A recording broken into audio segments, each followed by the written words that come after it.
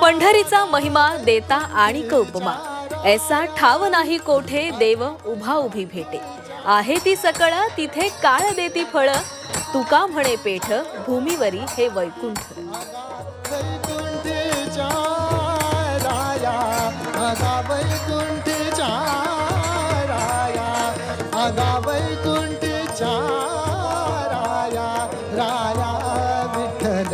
जगद्गुरु संत तुकाराम महाराजांचा पालखी प्रस्थान सोहळ्याला आजपासून सुरुवात होतीये.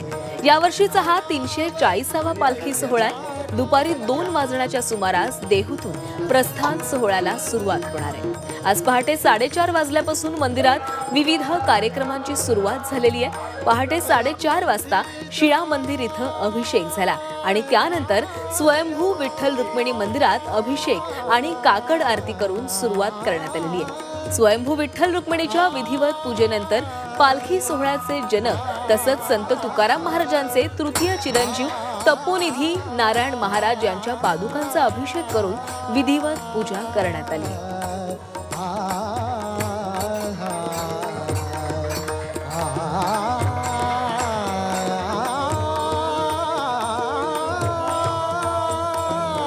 आणि यानंतर आपण थेट आमच्या प्रतिनिधी चैत्राली राजापूरकर यांच्याकडे जाणार आहोत. चैत्राली, विठुरायाच्या भेटीसाठी खरं तर वर्षभर हे वारकरी आतुरतेने वाट पाहत असतात. आज तुकोबांच्या पालखीचं प्रस्थान होतोय.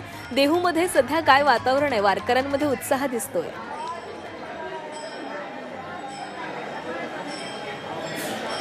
निश्चितच आपण पाहायला गेलं तर आज जगद्गुरु संत तुकाराम महाराजांचा 340वा पालखी प्रस्थान सोहळा देहूमधून पंढरपूरकडे प्रस्थान ठेवत आहे आणि त्यासाठी आता राज्याच्या कानाकोपऱ्यातून लाखो वारकरी जे आहेत ते देहू नगरीमध्ये दाखल झालेले आहेत.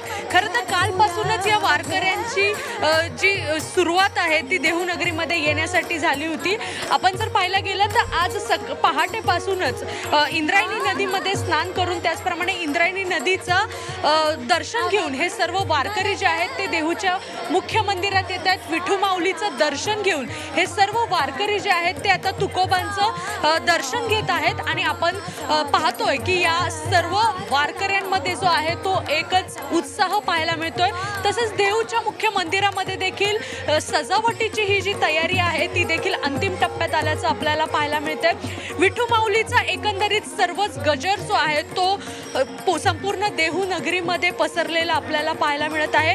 जयघोष, विठू माऊलीचा जयघोष हे वारकरी जे आहेत ते एक करताना आपल्याला पाहायला मिळत आहेत. अनेक वारकरी जे आहेत त्यातच आज सकाळपासूनच वरुण राजाने देखील हजेरी लावलेली आहे. त्यामुळे वारकऱ्यांचा उत्साह जो आहे तो देखील द्विगुणित झाल्याचं पाहायला मिळतंय. पहाटेपासूनच सर्वच वारकरी जे आहेत ते दर्शन रांगेमध्ये लागलेले आहेत. विठू माऊलीचं तुकोबांचं दर्शन घेण्यासाठी हे वारकरी जे आहेत ते आतुर झाल्याचं आपल्याला पाहायला मिळते. संपूर्ण देहू नगरी जी आहे ती याच वारकऱ्यांनी जी आहे ती दुमदुमून निघालेली आहे. हे वारकरी विठू नामाचा जयघोष खरं तर आता पंढरपूरच्या दिशेने दुपारी जे आहेत ते प्रस्थान करणार आहेत. नक्की चैत्राली, तर या प्रस्थान सोहळ्यामध्ये आपण सर्वच सहभागी होणार आहोत. धन्यवाद तुम्ही दिलेल्या माहितीसाठी. तर आता पंढरीच्या वारीची ओढ सगळ्यांनाच लागलेली आहे आणि आषाढी वारीसाठी जगद्गुरु संत श्री तुकाराम महाराज पालखी सोहळा आज या सोहळ्याचं प्रस्थान होणार आहे आणि या निमित्तानं देऊळवाड्याला आकर्षक फुलांची सजावटही करण्यात आलेली आहे. या प्रस्थान सोहळ्याच्या निमित्तानं राज्यभरातून वारकरी देहूमध्ये दाखल झाले असून देहू नगरीमध्ये भक्तीचा महापूर ओसरलेला आहे.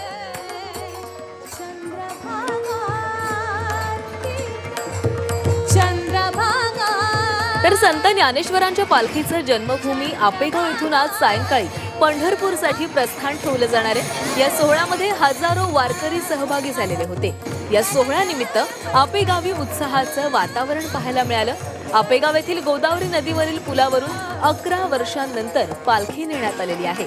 संध्याकाळी माऊलींच्या मंदिरातून माऊली तथा माता पिताच्या पादुका पालखीमध्ये ठेवून मान्यवरांच्या हस्ते पूजन करण्यात आलं.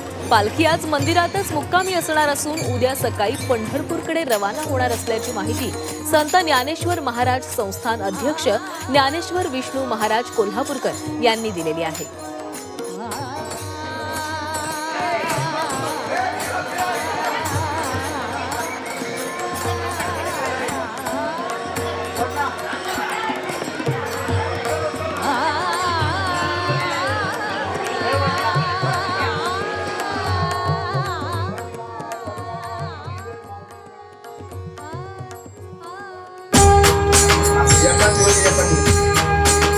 नमस्कार, राम राम, जय हरी माऊली. वैष्णवांचा मेळा पंढरीची वारी, वैष्णवांचा मेळा पंढरीची वारी, लागला लळा विठ्ठल भेटीचा. या माझ्या माग दर्शनात तुझ्या होऊन या दंग, हाती घेऊनी टाळ मृदुंग, ओढ तुझी खास भेटण्याची आस. वारकऱ्यांच्या सोबतीला झी 24 तास. संदीप पाठक सोबत बघा आनंदवारी सकाळी 6:30 वाजता आणि संध्याकाळी सुद्धा 6:30 वाजता फक्त आपल्या झी 24 तासवर. जय हरी माऊली.